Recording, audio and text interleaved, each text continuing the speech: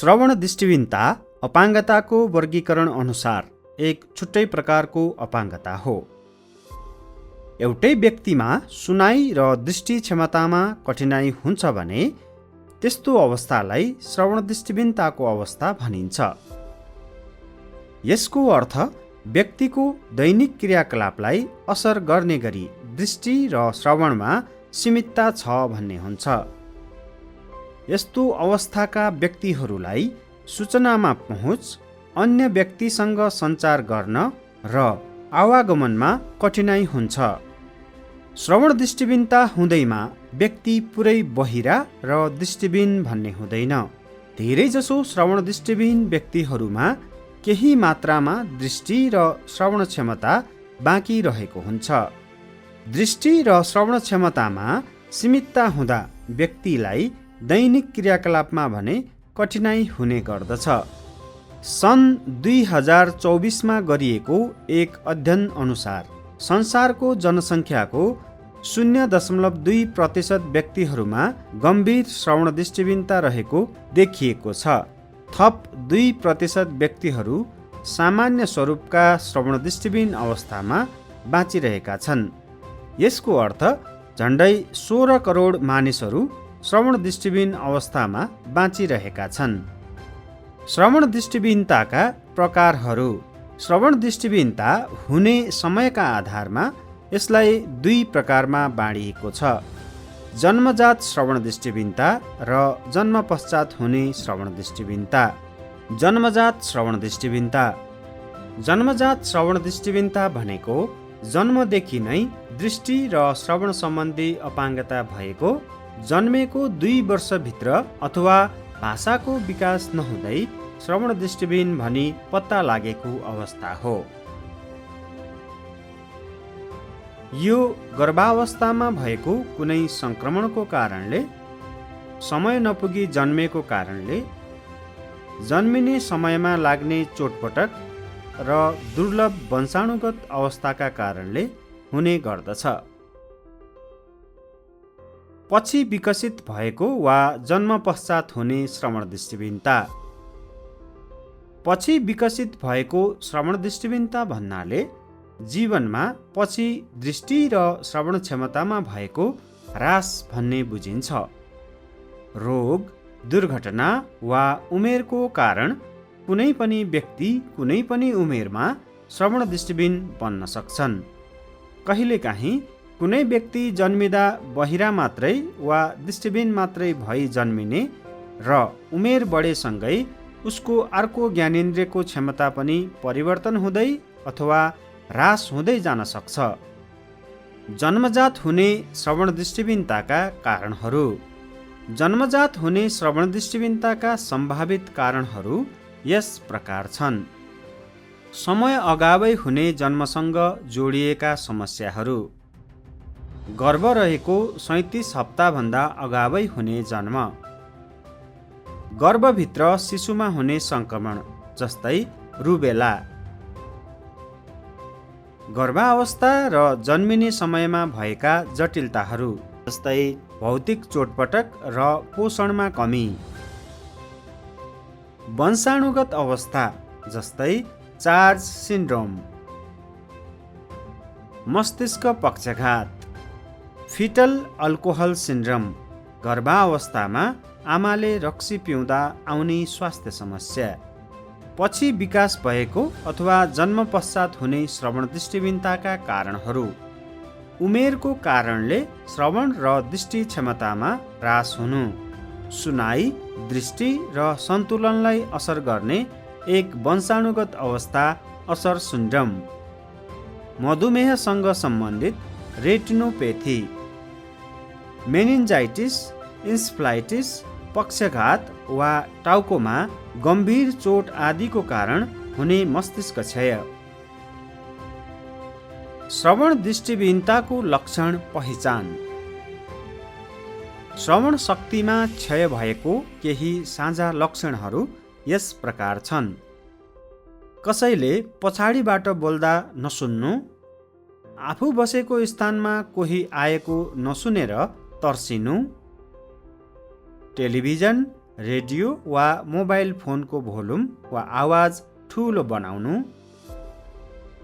आफूसँग बोलेका मानिसलाई जवाफ दिन ढिलाइ हुनु। यसै गरी दृष्टि क्षमता ह्रास भएका व्यक्तिमा देखिने लक्षणहरू यस प्रकार छन्।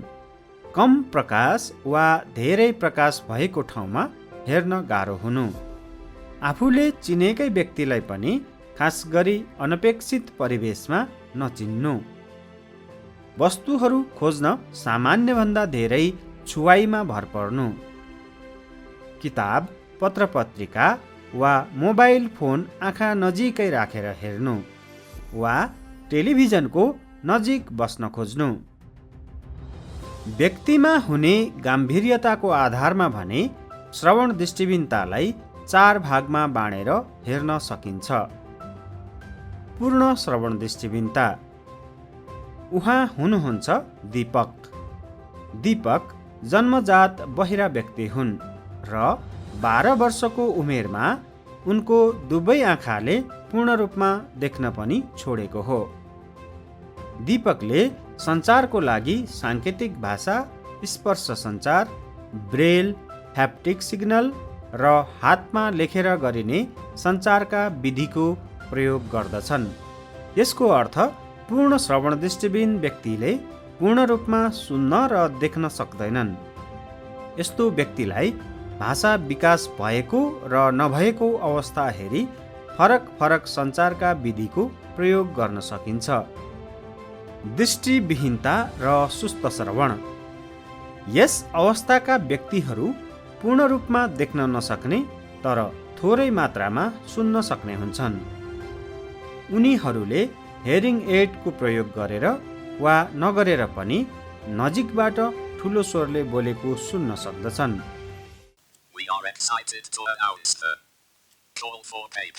म चाहिँ जन्मजात दृष्टिहीन। म 17 वर्षको हुँदा मेरो कानमा पनि समस्या आयो। मेरो कानको सुनाइ क्षमता बिस्तारै घट्दै गयो। म जे होस् कसैले मलाई टाढाबाट बोलाउँदा म सुन्दिनँ, नजिकबाट बोलाउँदा शब्द छुट्टिने गरी बोल्दा म चाहिँ प्रष्टसँग सुन्छु। तर पनि मलाई व्यक्तिको आवाज प्रष्ट भए तापनि मलाई बुझ्नमा अप्ठ्यारो हुन्छ। मेरो क्षमता भनेको सुनाइको साथसाथै बुझाइमा पनि समस्या हो। सुनाइमा मात्रै समस्या हुन्थ्यो भने मलाई मेसिनले पनि सपोर्ट गर्थ्यो, तर विडम्बना मेरो सुनाइको साथसाथै बुझाइमा पनि समस्या छ। तसर्थ मसँग कुरा गर्दा कुनै पनि व्यक्तिले शब्द छुट्टिने गरेर बिस्तारै तर शब्द छुट्टिने गरेर कुरा गर्नुपर्छ, जसले गर्दा मलाई शिक्षादेखि लिएर सञ्चार, यातायात सबै कुराहरूमा जे होस् अवरोध सृजना भएको छ। जस्तै म बाटोघाटोहरू हिँड्दा म गाडीहरूको आवाज जे होस् टाढाको आवाजहरू नसुन्नु, नजिकै आयो भने मात्रै सुन्नु र झस्किनु, त्यस्तो समस्याहरू। र साथै बाटोघाटो हिँड्दा कसैको सहयोग बिना म आफै नै बाटोहरू पनि क्रस गर्न नसक्नु, किनभने ब्लाइन्डले मात्रै त सुनेको आधारमा क्रस गर्न सकिन्छ होइन। तर मेरो सुनाइमा पनि समस्या भएको कारणले ब्लाइन्डको साथसाथै मलाई बाटोहरू क्रस गर्न पनि अप्ठ्यारो हुन्छ। साथै म क्याम्पसमा गएर अध्ययन गर्ने क्रममा म जे शिक्षकको आवाजहरू पनि म सुन्छु, तर म बुझ्न सक्दिनँ के भन्नुभयो, के पढाउँदै हुनुहुन्छ, कुन विषयवस्तुमा पढाइ हुँदैछ त्यो म बुझ्न सक्दिनँ। तसर्थ मेरो पढाइमा चाहिँ निकै ठुलो समस्या सृजना भएको छ। उनीहरूले सञ्चारका लागि बोलेर, ब्रेलको प्रयोग गरेर, ह्याप्टिक सिग्नलको प्रयोग जस्ता विधिको प्रयोग गर्दछन्। बहिरा तथा न्यून दृष्टियुक्त। यस अवस्थाका व्यक्तिहरू पूर्ण रूपमा सुन्न नसक्ने तथा केही मात्रामा देख्न सक्ने हुन्छन्। उहाँहरू जन्मजात बहिरा व्यक्ति हुन्। हाल उहाँहरूलाई देख्नमा पनि कठिनाइ बढ्दै गएको छ। धेरै उज्यालो र साँझको बेलामा उहाँहरूलाई देख्न पनि कठिनाइ हुन्छ। कक्षामा सेतोपाटीमा लेखिएका अक्षर प्रष्ट नदेख्ने र शिक्षकले गरेको सङ्केत समेत देख्न कठिनाइ हुन्छ उहाँहरूलाई। पहिला स्कुलको कोठाभित्र चाहिँ ब्ल्याकबोर्ड थियो, त्यहाँ चाहिँ लेखेको चाहिँ मैले देख्न सक्थेन, नजिकबाट चाहिँ देख्न सक्थेँ। तर भन्दाखेरि टिचर अलिकति रिसाउने, अक्षर ठुलो गर्नुभन्दा पनि उहाँ रिसाउने गर्नुहुन्थ्यो, अलिकति दबाए जस्तो लाग्थ्यो मलाई। अनि मैले सहेर त्यही अनुसारै हेरेर लेख्ने कोसिस गरेँ। त्यो मेरो एउटा समस्या थियो। पछि मेरो साथीहरूले पनि सहयोग गर्नुभयो। झ्यालको उज्यालो प्रकाशले गर्दाखेरि पनि मेरो आँखामा अलिकति असर पर्थ्यो, मैले हेर्नै सक्थेन त्यो उज्यालोले गर्दाखेरि। अनि चस्मा खोलेर हेर्दाखेरि चाहिँ अझै मलाई धेरै समस्या हुन्थ्यो, अलिअलि मात्रै देख्थेँ मैले। अनि त्यसपछि म हस्पिटल गएँ, अनि हस्पिटल गएर दबाई पनि खाएँ, तर अलिकति उल्टो भयो, मलाई राम्रोसँग देख्न सकिनँ। ताराको चाहिँ मैले देख्नै सक्दिनँ थिएँ, नजिक आयो भने चाहिँ अलिकति मैले देख्न सक्ने भएँ। बहिरा अपाङ्गताको अवस्थाबाट उहाँहरू श्रवण दृष्टिहीनताको अवस्थामा पुग्नु भएको छ, जसका कारण गमनशीलता र सञ्चारमा अवरोधको सामना गर्नु परेको छ। यसको असरबाट शिक्षा लिन र सूचना प्राप्त गर्न कठिनाइ बढ्दै गएको छ। उनीहरूलाई बढी घाम वा प्रकाश र कम उज्यालो भएको ठाउँ रङहरू छुट्याउन कठिन हुन्छ। उनीहरूले सञ्चारको लागि नजिकबाट साङ्केतिक भाषा, स्पर्श सञ्चार जस्ता विधिको प्रयोग गर्दछन्। सुस्त श्रवण तथा न्यून दृष्टियुक्त यस अवस्थाका व्यक्तिहरू केही मात्रामा सुन्न र देख्न सक्दछन्। धेरै भिडभाड भएको, हल्ला भएको ठाउँमा, कोलाहल ठाउँमा आवाज सुने पनि कुरा के हो, शब्द के आइरहेको छ भन्ने कुरा प्रष्ट हुँदैन। र धेरै गाडीहरू भिडभाड भएको ठाउँमा, त्यस्तो ठाउँमा कुनै पार्टी फङ्सन कार्यक्रममा र कुनै साउन्ड म्युजिक बजिरहेको ठाउँमा, र अर्को भनेको जस्तै कार्यक्रम हलमा उपस्थित हुँदा पनि कार्यक्रम हलमा माइक प्रयोग गरेर ठुलो आवाज हुँदाहुँदै पनि हलको एउटा त्यो थर्कावटको कारणले गर्दाखेरि पनि त्यो आवाजहरू बुझ्न एकदम कठिनाइ हुन्छ। र अर्को आँखाको चाहिँ विशेष गरी मलाई अब अँध्यारो अलिकति कम उज्यालो भएपछि देख्न समस्या हुन्छ। देखिराखेको चिज पनि ठ्याक्कै क्लियर यो प्रकृतिको छ, यस्तो छ, कलर सिक्याउने र मान्छेको अनुहार चिन्न पनि गाह्रो हुन्छ अँध्यारोमा। र धेरै उज्यालो भएको घाम लागेको ठाउँमा पनि मलाई धेरै कठिनाइ हुन्छ। बाटोमा हिँड्दाखेरि जस्तै खाल्डो छ कि त्यहाँ पानी छ कि छैन कि धुलो हो कि त्यो अलिकति उबड खाबड नमिलेको त्यो लेभल पनि थाहा हुँदैन। ग्राभेल बाटो सर्वत्र हेऱ्यो भनेदेखि त्यो ग्राभेल पनि त्यो सम्म सतह जस्तो मिलेको जस्तो त्यस्तो खालको देखिन्छ। र त्यस्तो ठाउँमा हिँड्नलाई अलिकति खुट्टाले थामेर गरेर बिस्तारै हल्का तरिकाले हिँड्नुपर्ने हुन्छ, कहिलेकाहीँ लडिन्छ। उनीहरूलाई झट्ट हेर्दा कुनै कठिनाइ जस्तो नदेखिए पनि सञ्चारमा भने निकै कठिनाइ रहेको हुन्छ। दैनिक जीवनमा धेरै ठाउँमा समस्या परिरहेको हुन्छ। जस्तै कुनै कार्यालय जानु पर्यो, अँध्यारो प्यासेज, अँध्यारो सिँढी, अँध्यारो ठाउँबाट खुड्किला चढेर जानुपर्ने ठाउँ छ भनेदेखि जान नसक्ने, बत्ती बाल्दा पनि उज्यालो, मोबाइलको उज्यालो पनि नपुग्ने, अनि ठ्याक्कै त्यो बेलामा छेउछाउमा सहयोग गर्ने सहयोगी हातहरू नभेटिने कारणले गर्दाखेरि आफू जान सकिँदैन।